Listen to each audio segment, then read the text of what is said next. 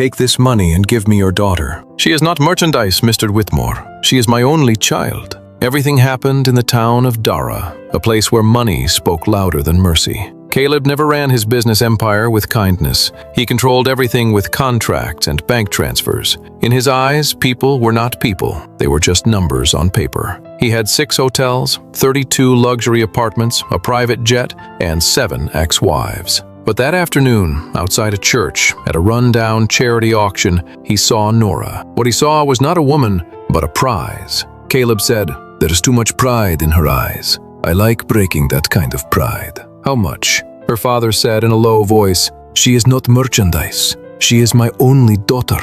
Caleb pulled out a bank check and threw it straight into the mud beside the old man's shoes. "Pick it up. This can pay off your debts, your bills, and that food truck of yours that is barely holding on. Your daughter is coming with me." Her father was crushed by debt. With trembling hands, he bent down. But Nora did not move. She did not even look at the check.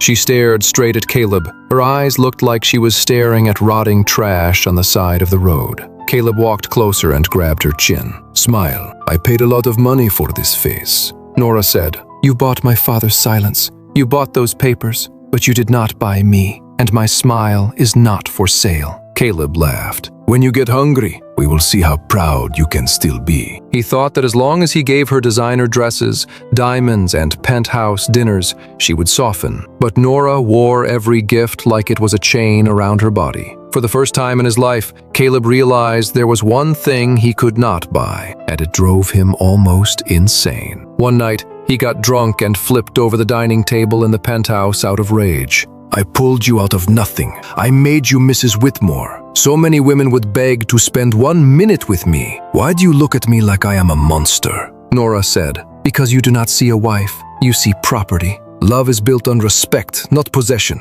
Then she looked at the glass mansion and said, "You are the poorest man I have ever met." Caleb slammed his fist on the table. "I own this city," Nora said. "No, you only own things, but you have no one. If your money disappeared tomorrow, not even your driver would stay." Caleb sneered. "Love is a fairy tale poor people believe in. Money is the only truth." But he was wrong. Life was about to teach him a lesson in the cruelest way.